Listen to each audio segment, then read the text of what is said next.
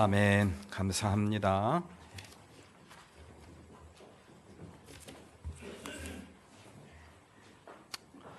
우리 옆에 사람, 앞뒤 사람 함께 인사 나누는 시간을 갖습니다. 사랑합니다. 축복합니다. 인사하시죠.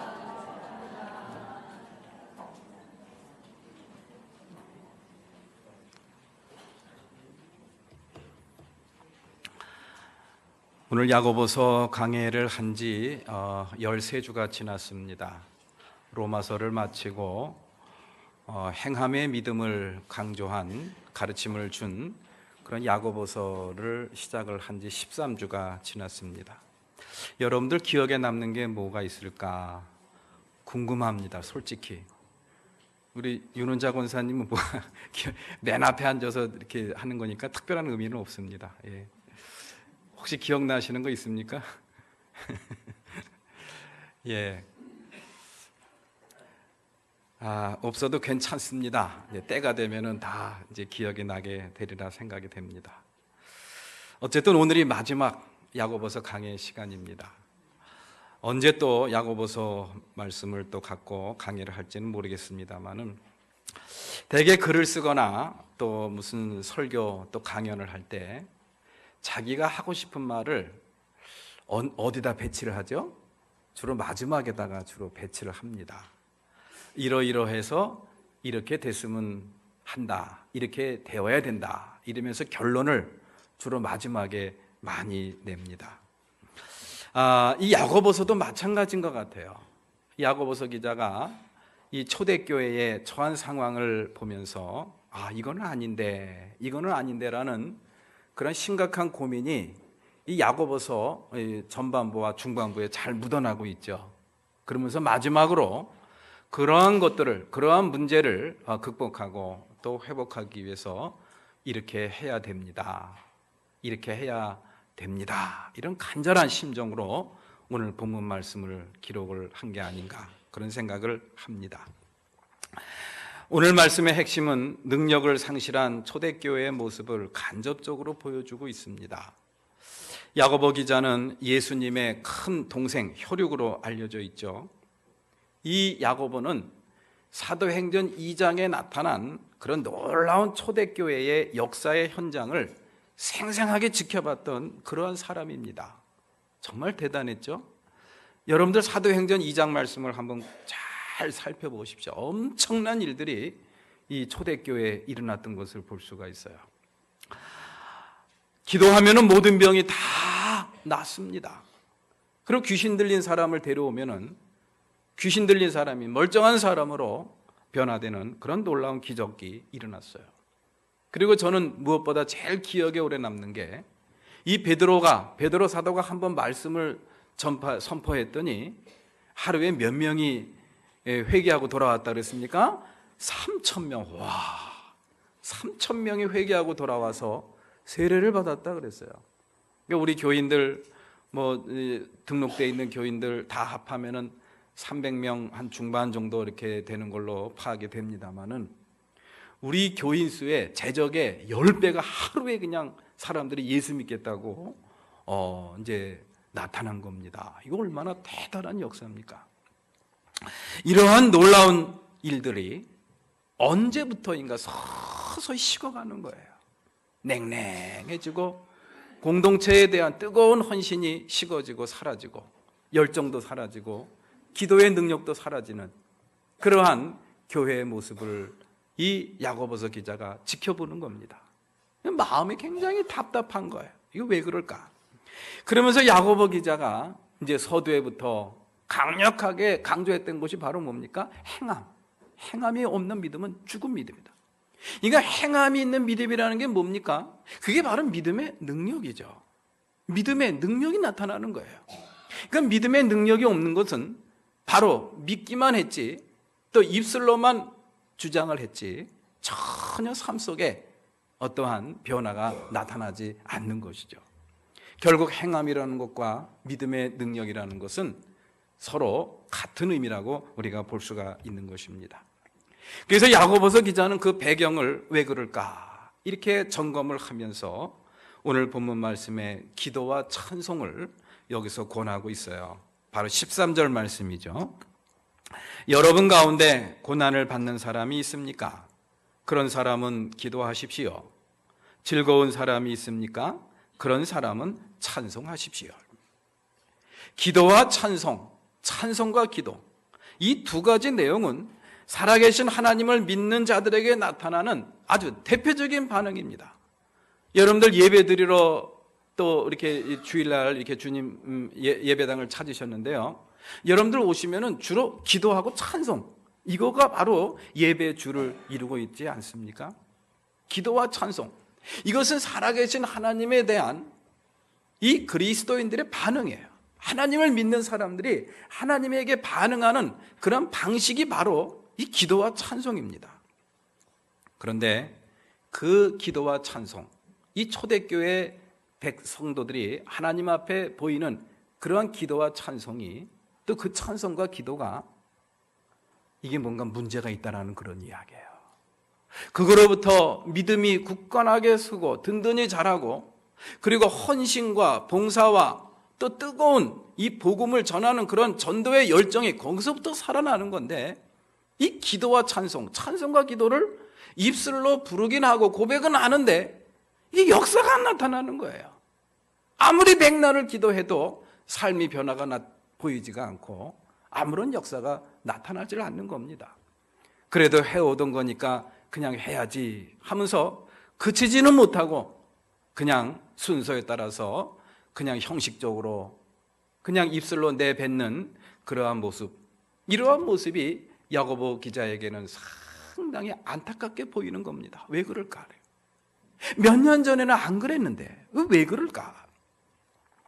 그러면서 우리가 하나님 앞에 드리는 살아계신 하나님에 대해서 우리가 보이는 두 가지 반응, 기도와 찬송, 찬송과 기도, 거기에 뭔가 빠졌다, 그것을 갖다가 점검해야 된다는 것을 두 가지로 오늘 저희들한테 보여주고 있더라고요. 바로 진정성입니다. 하나님 앞에 기도를 드리긴 드리는데 그 기도에 꼭 들어가야 될 진실과 진심이 빠진 거예요. 찬송을 드리는데 거기에 꼭 들어가야 될 진실과 진심이 빠진 겁니다. 다시 말해서 진정성이 결여됐다라는 그런 이야기예요. 껍데기만 남았다라는 그런 이야기죠. 입술로만 주여 주여 하는 그런 사람들로 넘치게 되더라는 그런 이야기예요. 그러다 보니 냉랭해지기 시작을 합니다. 마음의 감동과 감격이 사라집니다. 그러다 보니 분열이 생기고 다툼이 생기고 사람들을 외모로 판단하는 그러한 일들이 생겨나고, 그리고 네 편이니 내 편이니 편가르기가 생겨나고, 그리고 자기 것을 자랑하고 물질에 대한 욕심에서 벗어나지 못하고, 그래서 사람들을 정죄하고 비판하는 그런 일들이 일어나게 되더라는 그런 이야기죠. 이것을 갖다가 어떻게 해야 될 것인가? 이러한 능력 있는 믿음, 능력 있는 기도, 능력 있는 교회를 어떻게 우리가 행함이 있는 교회로 다시 변화시켜 나갈 것인가? 이 야고보서 기자의 아주 심각한 고민입니다. 그렇습니다. 우리가 신앙생활을 해도, 예배를 드려도, 찬송을 드려도, 기도를 해도 진정성이 결여되면은 아무런 역사가 나타나질 않아요. 형식적인 그러한 기도, 형식적인 찬양, 흥에 겨워서 부르는 형식적인 찬양, 이건 아무런 의미가 없다라는 그런 이야기. 우리 사랑하는 성도 여러분들 삶 속에도 그런 진정성이 담보될 때 우리는 우리의 삶 속에 아름답고 풍족한 결실을 맺을 수가 있습니다.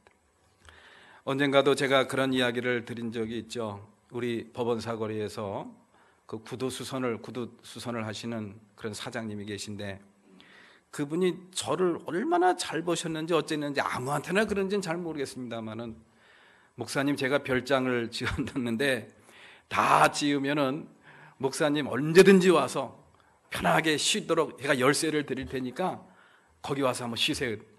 이 사람이 왜 나한테 왜 그러지? 난 깜짝 놀랐어요.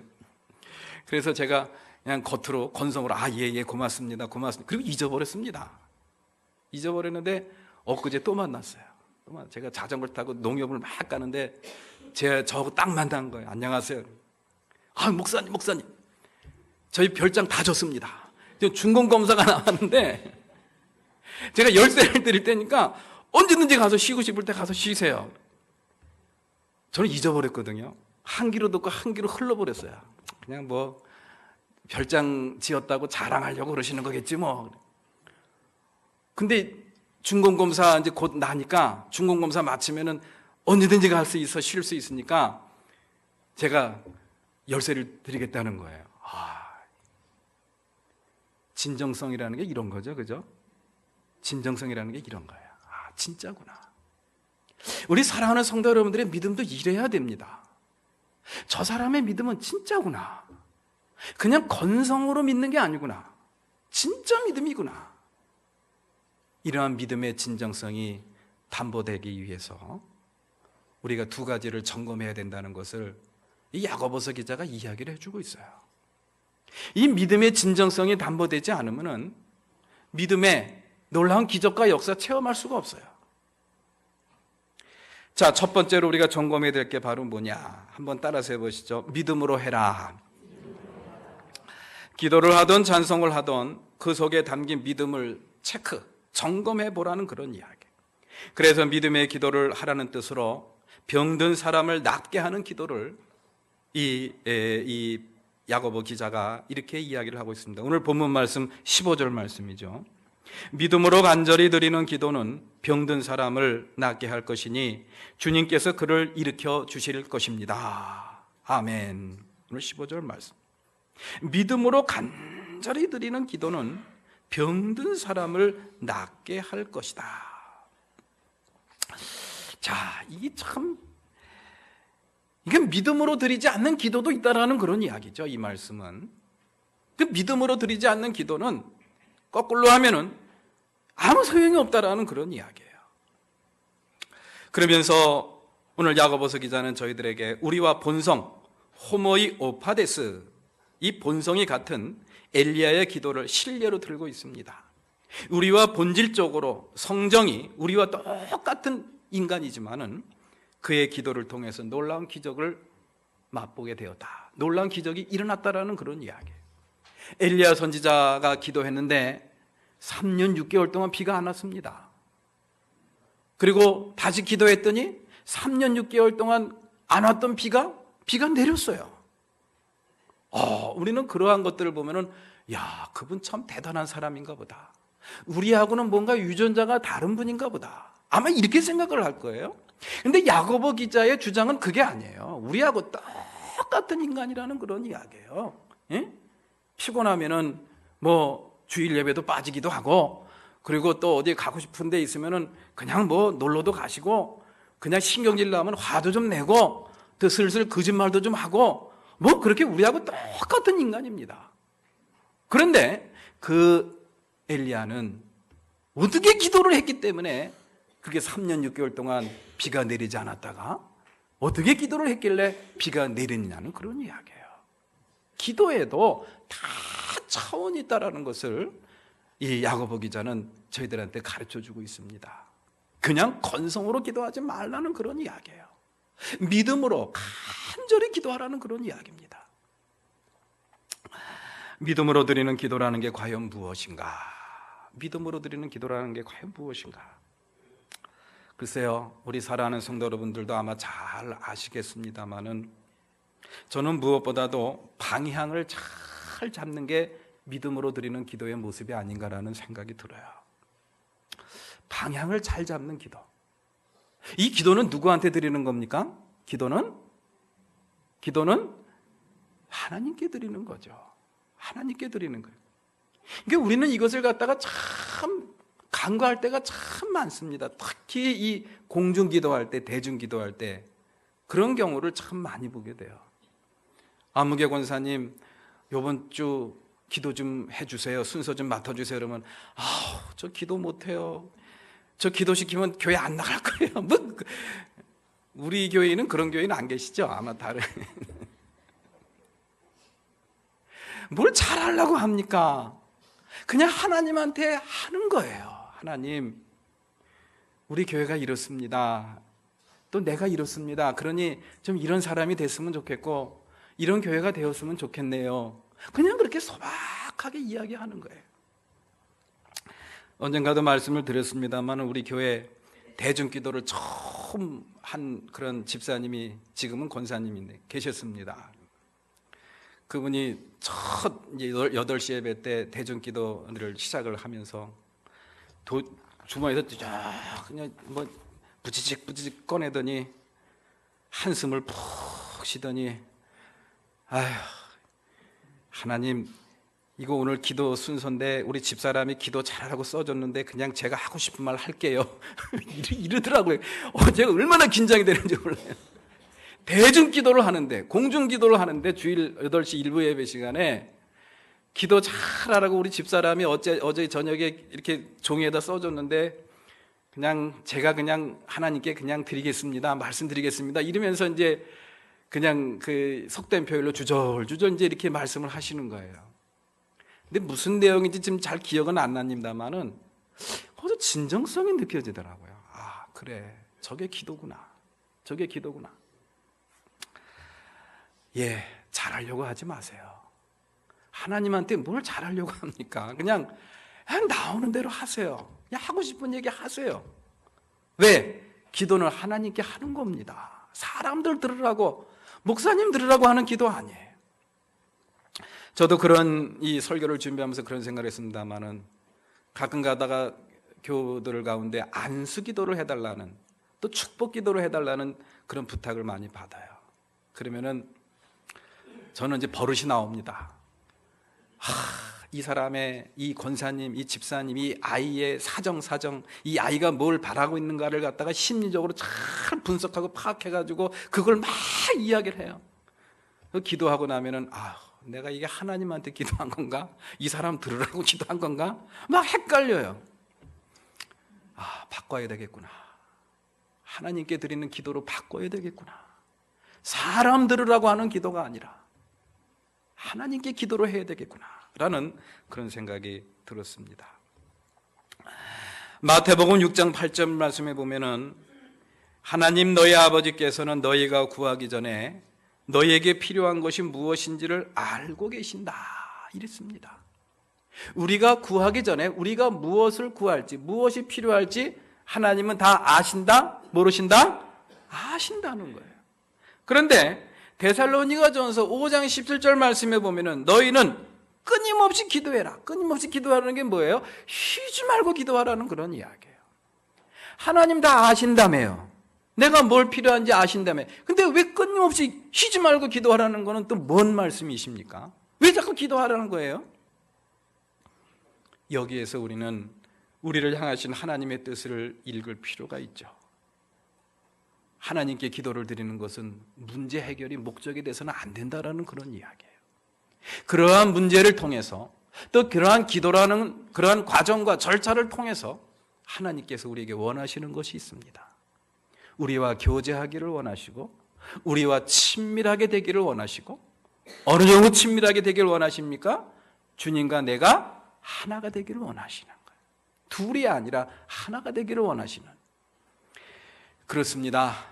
그렇게 주님과 내가 하나 되는 것, 주님과 내가 친밀하게 되는 것, 주님이 내 안에 계시고 내 안에 주의 말씀이 임하게 되는 것, 그것이 바로 기도를 원하시는, 기도하라고 하신 하나님의 진정하신 뜻입니다. 그 기도의 방향을 우리가 분명히 잡아야 돼요. 거기서부터 우리는 믿음의 기도를 드릴 수가 있는 것이죠. 그러다 보니 우리는 기도를 할 때 문제를 바라봅니다. 문제를 바라봐요. 문제에 집중합니다. 그 문제를 해결해 주시고 그 문제를 극복하게 해 주실 하나님은 바라보지 못합니다. 문제를 집중하고 문제를 바라보고 문제에 머리를 조아리다 보니 그 문제가 해결되지 않으면 시험에 들죠. 에휴, 기도해도 소용이 없네. 기도해도 소용이 없네. 그렇습니다. 기도하실 때 믿음의 기도를 드리시고 믿음의 기도를 드린다는 것은 문제에 집중하는 게 아닙니다. 그 문제를 해결하시고 문제를 극복하게 해주시는 하느님, 주님을 바라보시면서 기도하는 것, 그게 바로 주님께 드리는 기도요, 믿음의 기도인 줄로 믿습니다. 사도 바울은 엄청난 그러한 일을 하면서 엄청난 몸에 그러한 장애가 있었습니다. 어떤 장애인지 제가 몇 번 말씀을 드려서 아시죠? 성경 말씀에는 자세히 나와 있지 않습니다만은 안질과 간질이 있었다라는 그런 성서학자들의 이야기를 들은 적이 있습니다. 안질과 간질. 요즘에는 약이 좋아서 정기적으로 약을 드시면은 간질을 미리 예방할 수가 있어요. 그러나 그 당시는 그런 게 없습니다. 언제 어떻게 발작을 할지 모르는 거예요. 그런 심각한 장애를 갖고 있는, 심각한 병으로 인해서 많은 고통을 아마 당했을 거예요. 그러한 사도 바울이 하나님한테 얼마나 기도를 했겠습니까? 성경 말씀해 보니까 3번 기도했다 그랬어요. 3번 기도했다라는 것은 1번, 2번, 3번이 아니죠. 할 만큼 했다라는 그런 이야기. 그런데 하나님께서 뭐라고 응답하셨습니까? 하나님께서 뭐라고 응답하셨나? 고쳐주지 않았습니다. 내 은혜가 내게 족하도다. 내 은혜가 내게 족하도다. 내가 내 약함을 통해서 하나님의 강함이 드러난다. 그러니 내가 안 고쳐줄 테니까 그대로 있어라. 고린도후서 12장 9절 말씀이죠. 다 같이 한번 읽어볼까요? 시작. 내 은혜가 내게 족하다. 내 능력은 약한 데서 완전하게 된다. 그러므로 그리스도의 능력이 내게 머무르게 하기 위하여 나는 더욱더 기쁜 마음으로 내 약점들을 자랑하려고 합니다. 아멘.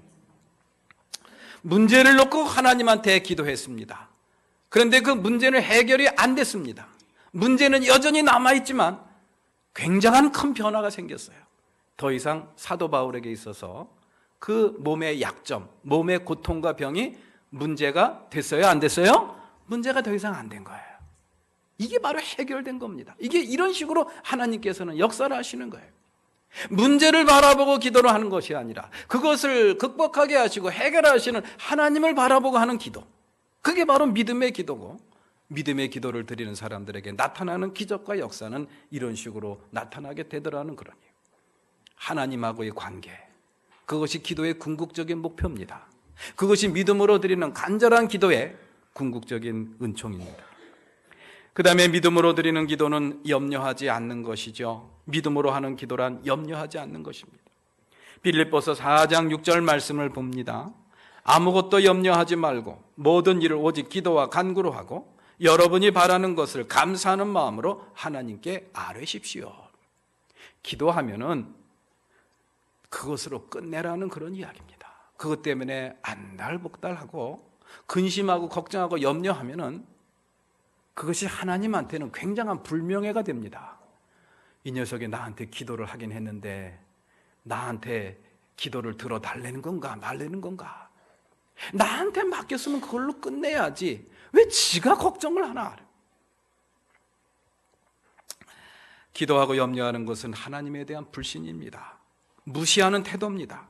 하나님을 무시하는 태도로 드리는 기도는 믿음의 기도가 아니죠. 하나님께 드리는 기도가 아닙니다.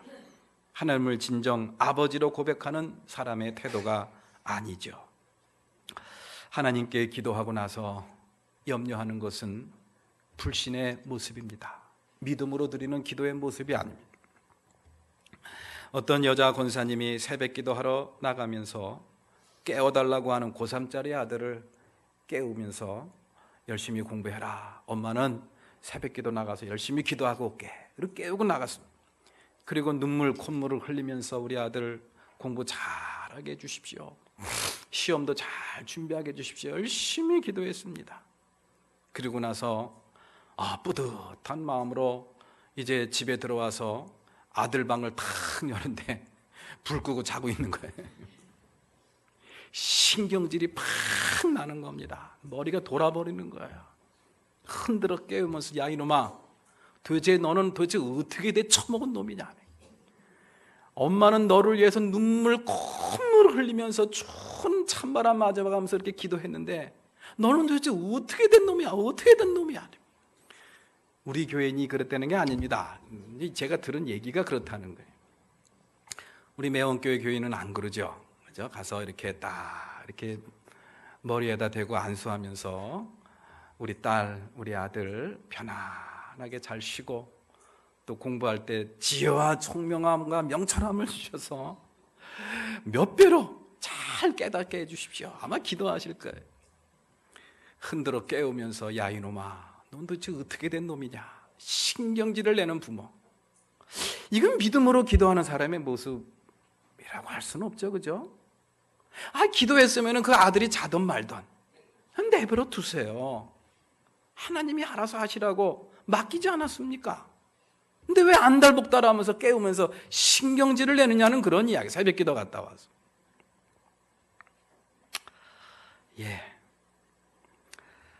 염려하지 마십시오. 기도하고 나서는 염려하는 거, 이거는 믿음으로 드리는 사람의 기도가 아닙니다. 자, 그 다음에 두 번째로 점검해야 될 문제, 하나님의 존재에 대한 반응에 있어서 기도와 찬송과 기도로 나타날 때 거기에 진정성을 담보해 주는 두 번째 내용이 있습니다. 그것이 바로 뭐냐? 의인이 되는 겁니다. 의인이 된다는 것은 의로운 사람, 선한 사람, 온전한 사람, 죄 없는 사람이 되어야 된다는 그런 이야기예요. 그래서 야고보서 기자는 간절히 기도를 드리기 전에 해야 될 두 가지 내용을 오늘 본문 말씀 15절 말씀과 16절 말씀에서 이렇게 기록하고 있습니다. 15절 말씀 말미에 있죠. 또 그가 죄를 지은 것이 있으면 용서를 받을 것입니다. 죄에 대한 용서, 이것이 없이는 우리가 의인이 될 수가 없죠. 이것이 믿음의 기도의 전제가 된다라는 그런 이야기. 그런데요, 그렇게 정말 하나님께로부터 용서받았다라는 그런 믿음의 확신이 드는 사람들은 어디까지 나아가느냐? 16절 말씀에 뭐라 그랬어요? 그러므로 여러분은 서로 무엇을 고백하고? 죄를 고백하고 서로를 위하여 기도하십시오. 오늘 본문 말씀 16절 말씀. 여러분들 이 말씀 보면은 어떤 생각이 듭니까? 여러분들 은혜로운 속회가 됐으면 좋겠죠, 그죠? 여러분들 가정예배가 은혜로운 가정예배가 됐으면 좋겠죠? 이렇게 하세요. 서로의 죄를 고백하십시오. 이거는 새로운 게 아닙니다. 이거는 감리교의 창시자라고 일컫는 요한 웨슬레 목사님이 속회에 대한 5가지 규정을 할 때 이 첫 번째 규정이에요. 무조건 속회에 모이면은 일주일 동안 지내면서 지었던 죄를 서로 다 고백하는 겁니다. 자기 자랑하는 게 아닙니다. 자기 고백을 하라는 그런 이야기예요. 내가 이래야 되는데 이렇게 잘못을 했네요. 그래서 여러분들한테 죄를 고백합니다. 주님의 용서를 구합니다. 자신의 죄를 서로 고백하는. 그런데 서로 모르는 사람들끼리 하면 좀 그렇죠, 그죠? 그래서 이걸 분별을 해야 됩니다. 가정 예배 드릴 때 아내는 남편에게, 남편은 아내에게, 또 자식은 부모에게, 부모는 자식에게 자신의 허물과 연약한 것을 그냥 그게 예배입니다. 그게 예배예요. 하나님의 말씀을 구구절절 분석하고 해석하고 거기에 예를 들어가면서 1, 2, 3 이렇게 할 필요가 없습니다. 자신의 연약함과 부족함을 솔직하게 고백하는 것, 이게 얼마나 하나님 앞에 드리는 정말 간절한 기도의 그러한 전제가 된다는 것을 오늘 성경은 저희들한테 가르쳐주고 있습니다. 고백하십시오.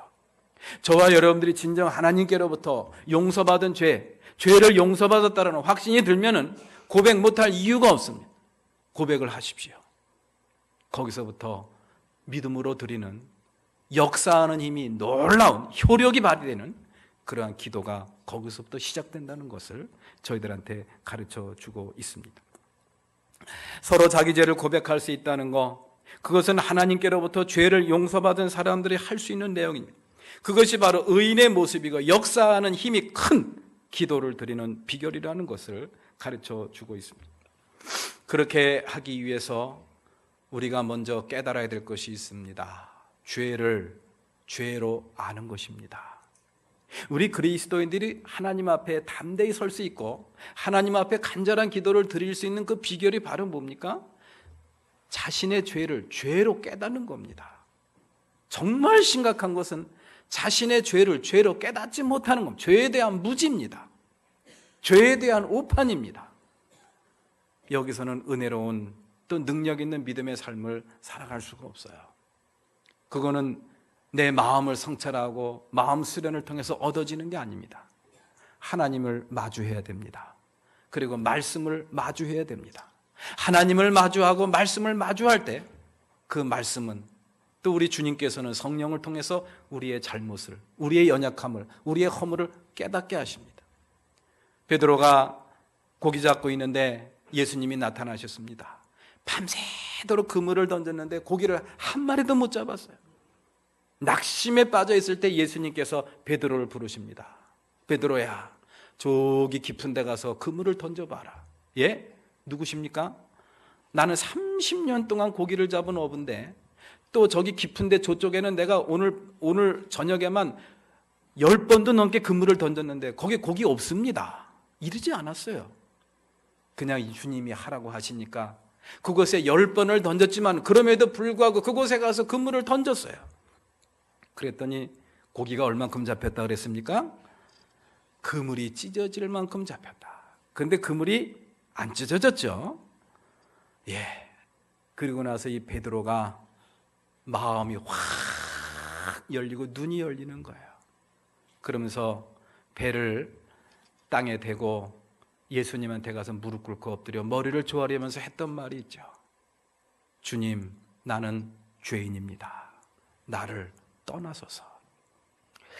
그 주님의 엄청난 그러한 능력 앞에, 그 주님의 엄청난 권위 앞에 그냥 무너지는 거예요. 자기가 무너지는 겁니다.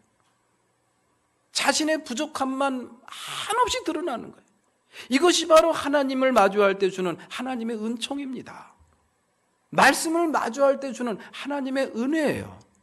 이러한 은혜와 축복 속에서 우리는 하나님 앞에 진정으로 고백할 수가 있고, 그러한 고백을 통해서 우리는 용서를 받고 새로운 피조물이 되는 것이죠. 거기서부터 우리는 믿음의 기도를 드릴 수 있는 그러한 발판이, 기반이 생기게 된다는 것입니다. 베드로와 가룟 유다를 우리는 가끔 비교를 합니다. 예수님께로부터 신임 받는 제자들이었어요. 그런데 베드로도 예수님을 부인하고 저주까지 했고, 또 가룟 유다는 예수님을 돈에 욕심이 눈이 멀어서 예수님을 은 30에 팔아먹은 반역죄를 지었습니다. 둘 다 예수님을 반역하고 둘 다 예수님을 떠난 그러한 부인했던 그러한 죄인들이지만은, 그러나 이들의 그러한 말로는, 이들의 그러한 인생은 전혀 다른 방향으로 나타났던 것, 결과가 나타나는 것을 볼 수가 있어요. 베드로는 예수님의 수제자가 되었습니다. 그리고 가룟 유다는 예수님을 팔아먹은 대역 반역 죄인으로 낙인을 찍히고, 또 예수님을 죽인 주범으로 찍혀가지고 오늘날까지 사도신경을 할 때마다 가룟 유다에게 고난을 받았다라고 고백을 합니다. 불명예스러운 이름을 남기게 되었죠.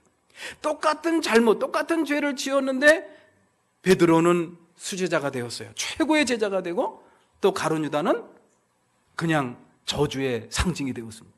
그 차이가 뭡니까? 베드로는 회개를 했어요. 그러나 가룟 유다는 뭘 했습니까? 후회를 했습니다. 회개와 후회, 자기 잘못에 대한 깨달음은 똑같습니다. 어떻게 보면 가룟 유다가 더 인간적이고 더 사람들로부터 동정을 받습니다. 얼마나 마음이 괴로웠으면 자기 스승님을 판 것에 대한 괴로움 때문에 목을 매서 자살을 했으니 얼마나 사람들은